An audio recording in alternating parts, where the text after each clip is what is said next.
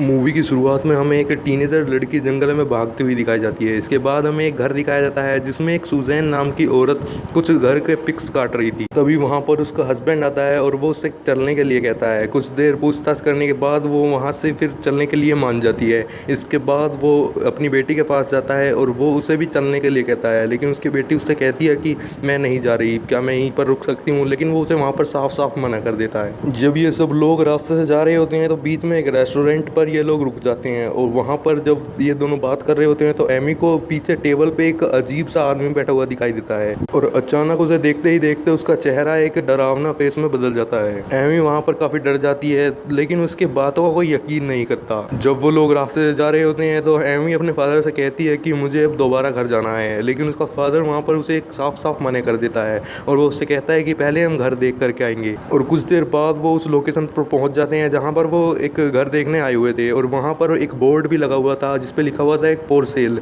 और वहाँ पर उस घर के ओनर का नाम और नंबर भी लिखा हुआ था। जैसे ही एमी उस बोर्ड को देखती है तो वो अपने फादर से कहती है कि यही आदमी मैंने उस रेस्टोरेंट में देखा था, लेकिन एमी के पेरेंट्स उसकी बातों को इग्नोर कर देते हैं। अब वो सभी लोग उस घर तक पहुंच चुके थे और घर के सामने वो एक बॉक्स को देखते हैं जिसके अंदर एक वॉइस नोट था और वो उनसे कहता है कि तुम फ्री में ही इस घर को चेक कर सकते हो। और कहा जाता है कि इस स्पीकर के ऊपर के बटन को प्रेस करके इस अजीब सी जगह के बारे में और भी जान सकते हैं। तभी वहां पर एक जीप आती है और वो एक फैमिली थी और वो फैमिली इस घर को पहले से ही देख करके जा चुकी थी। वहां पर उन दोनों फैमिली का इंट्रोडक्शन होता है और थोड़ी देर बाद जॉर्ज अपनी फैमिली को लेकर जंगल की तरफ ले जाने लगता है। तभी वहां पर एक लड़की आती है जो कि उनके गाड़ी के आगे उसका एक्सीडेंट हो जाता है और सभी लोग उस गाड़ी से बाहर निकलते हैं और वो उससे उसके हालात पूछने की कोशिश करते हैं, लेकिन वो कुछ बोल नहीं पा रही थी, उसके मुंह से खून निकलता जा रहा था। और वो लड़की काफी मिस्टीरियस तरीके से एमी का चेहरे को टच करती है। तभी इत्तेफाक से वो दूसरी फैमिली की वैन भी पीछे से आ जाती है और वो उस लड़की को अब उसी घर में दोबारा से ले जाते हैं। और अब ये सभी लोग इस ट्रैप में फंस चुके थे। जैसे ही वो फैमिली वैन लेकर के वहां से जाने की कोशिश करती,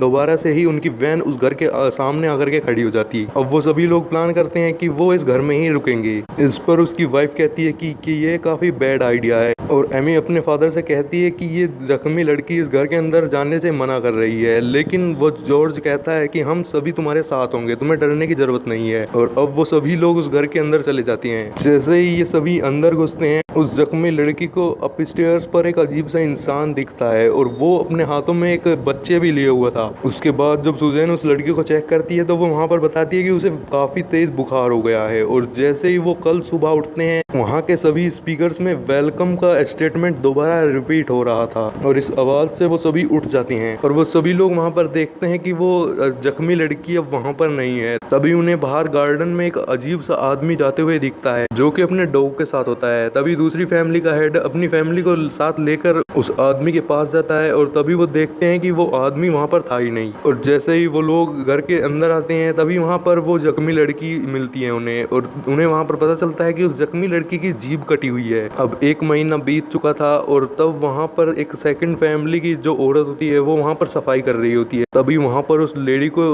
गार्डन में एक बच्ची मिलती है जो कि उसकी हकीकत में उसकी एक बेटी होती है और वो पहले से ही मर चुकी थी। और इसके साथ साथ दिखाया जाता है उसी फैमिली का जो लड़का होता है जो कि काफी अच्छे तरीके से नहीं चल पाता था और अब भी वो काफी अच्छी तरीके से चल पा रहा है और इस लड़के का नाम जैसन होता है। और जब ये एमी के साथ घर से बाहर जाता है तो इसके फादर इसके हाथ में एक रिवॉल्वर थमा देते हैं। जब ये दोनों बाहर होते हैं तो तभी वहाँ पर एमी को उस घर की विंडो में एक छोटा सा बच्चा दिखाई देता है। तभी एमी घर की तरफ भाग कर जाती है और वो अपने फादर को बताती है कि उसने एक ऊपर के फ्लोर पर एक बच्चे को देखा है। एमी के पेरेंट्स वहाँ पर कुछ नोट्स और पिक्चर्स लेके हुए बैठे हुए थे और वहाँ पर उस पिक्चर को जब एमी देखती है तो वो उन्हें बताती है कि वह यही लड़का उन्हें ऊपर के फ्लोर पर दिखा था। और तभी ये लोग ऊपर के फ्लोर पर चेक करने के लिए जाते हैं। तभी वहाँ पर दूसरी फैमिली की लेडी एक बकेट में से कुछ पजल्स निकालती है और वहाँ पर उन्हें बैठकर सोल्व करने लगती है। और जब वो उस पजल को सोल्व कर रही होती है तभी उसके पीछे से उसकी बेटी उसे पुकारती है और वो अपनी बेटी को देखकर काफी इमोशनल हो जाती है। वो बच्ची अपनी मदर से कहती है कि अब वो यहाँ पर नहीं रुक सकती। तभी वो बच्ची अपनी मदर के कान में कुछ कहती है और वहीं पर वो इंजर्ड लड़की सोफे पर लेटी हुई सब कुछ देख रही होती है और वो देखती है कि वहाँ पर एक्चुअल में कोई भी नहीं होता और उसका सिर्फ वो एक वहम था। इसके बाद हमें जंगल का सीन दिखाया जाता है और अब डिनर टाइम होता है। तभी सुजैन सुजैन उस लेडी से कहती है कि तुम कुछ छुपा रही हो, लेकिन वो लेडी कहती है कि मैं तो कुछ भी नहीं छुपा रही हूँ। सुजैन उससे काफी रूडली बात करती है। तभी वो लेडी उस